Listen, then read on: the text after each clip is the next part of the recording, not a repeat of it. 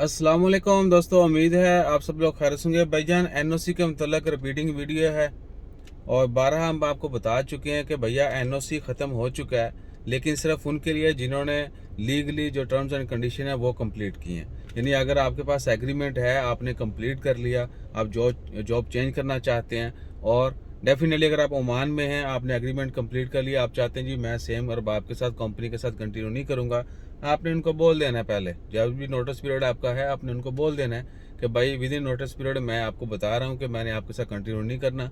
That's it. अगर वो कोई पाबंदी वगैरह नहीं लाते, कोई मसला मसाइल नहीं होता, then you can change job, you can change visa without any hesitation.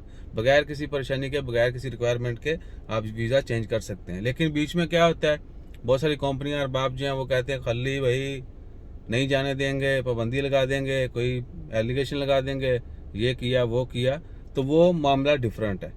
Overall जिन लोगों ने कंप्लीट किया, अपना जॉब पीरियड कंप्लीट कर लिया, उनका एग्रीमेंट कंपनी के साथ था, स्पॉन्सर के साथ, वो कंप्लीट हो गया, उनके पास पेपर है, प्रूफ आपने देना है, तो आपके लिए कोई डॉक्यूमेंट जरूरी नहीं है, कोई एनओसी जरूरी नहीं है, आपका वीज़ा चेंज हो जाएगा। और वो लोग भी जिनको कंपनीज ने निकाला है, आपके अरबाब ने, स्पॉन्सर कंपनी ने आपको निकाल दिया है, टर्मिनेट कर दिया है, तो अगर आपके पास टर्मिनेशन लेटर होगा तो ही आपको नया वीज़ा मिलेगा। वो ये चीज़ें रिक्वायरमेंट है, यानी गवर्नमेंट की रिक्वायरमेंट है, आपने प्रूफ देना है कि जी आपको कंपनी ने निकाला है and then you want to get another visa.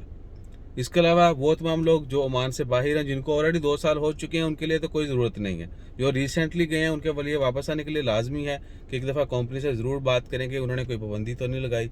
उनका वीज़ा स्टेट, बहुत सारे लोग ऐसे भी हैं जो ओमान से छुट्टी पे गए थे, फ़्लाइटें बंद हो गई, वीज़ा कैंसिल हो गए, ख़त्म हो गए, एक्सपायर हो गए, वीज़ा रिन्यू नहीं, या तो कंपनी अरबाब जो है स्पॉन्सर वो वीज़ा रिन्यू कर ही नहीं रहे, या वो सेम वापस नहीं आना चाहते, तो उनके लिए लाजमी है कि वो पहले कंपनी से, स्पॉन्सर से रब्ता करें और आपसे कि मेरा वीज़ा स्टेटस कैंसिल करें, उसके बाद आपका दूसरा वीज़ा अप्लाई होगा। ऐसा नहीं है कि वो वीज़ा स्टेटस कैंसिल नहीं हो तो आप जो है दोबारा से ट्राई करते रहें। पहले वीज़ा स्टेटस कैंसिल होगा तो ही आपका नया वीज़ा इशू होगा। और उसके बाद अगर फिर भी कोई कमेंट हो तो ज़रूर बताइएगा।